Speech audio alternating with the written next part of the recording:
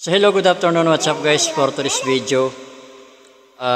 Meron na akong ipapakita sa inyo at re-reveal video about ito kay Risa Hontiveros. So talagang pilit niya talaga ipa-impeach ito si VP Sara Duterte, no? So dapat itigil na niya yan eh. Wala naman sila mapapala dyan eh. So patuloy pa rin siya talagang dito, sinupalpal talaga dito ni sino bang senador na yun, si ano ba yun, si Tolentino ba yun, ay ano ba yun, basta talagang ano, ano na talaga si Hontiveros. Yun inisip yung mga lumutang na mga testigo na binayaran daw ni Hontiveros, nagbayaran ng mga video. So tara guys, panoorin natin. Nilamon na naman ng kahihiyan itong si Manang Risa matapos siyang ipahiya ni outgoing Senator Tolentino sa harap ng mga kasamahan nila. Paano ba naman kasi? Dahil sa pagpupumilit nitong si Risa na ipa-impeach si VP Sara, ay inihalin tulad na nito ang proseso ng impeachment ng ating Senado sa proseso ng Estados Unidos.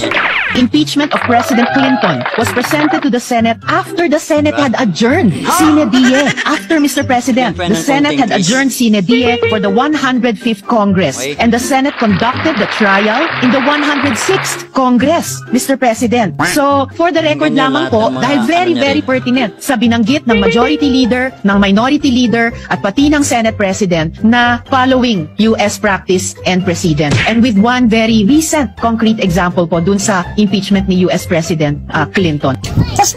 So I hope that we can consider this in our own decision-making, Mr. President, even after the rescheduled presentation by the House prosecutors to the Senate as an impeachment court on 11th June. Magkaiba yung sa Philippine Senate at US Senate kasi ang naiiwan sa US Senate tuwing mag-ieleksyon ay 67 senators, enough to constitute a quorum out of 100 senators and enough to convict or acquit. Sa atin po 12 lang, but enough to have a quorum of 13, more so a number of 16 to convict or acquit.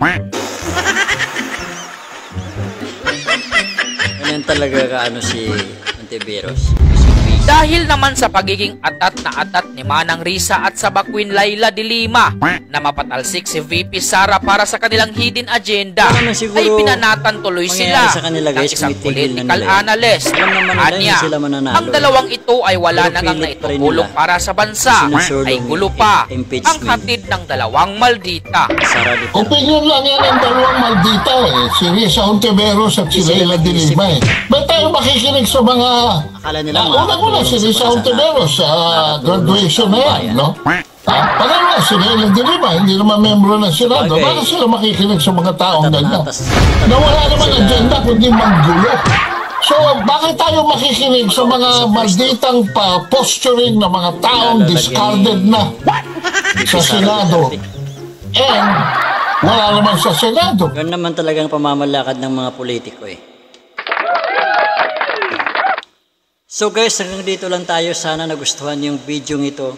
Na-reveal ko sa inyo. So maraming salamat sa mga todo sumusupport sa akin. Dahil nakakamit natin kung ano man yung gusto natin makamit ng dahil sa inyo. Andyan kayo palagi. So maraming salamat. Balang araw darating din sa inyo yung gusto niyang makamit.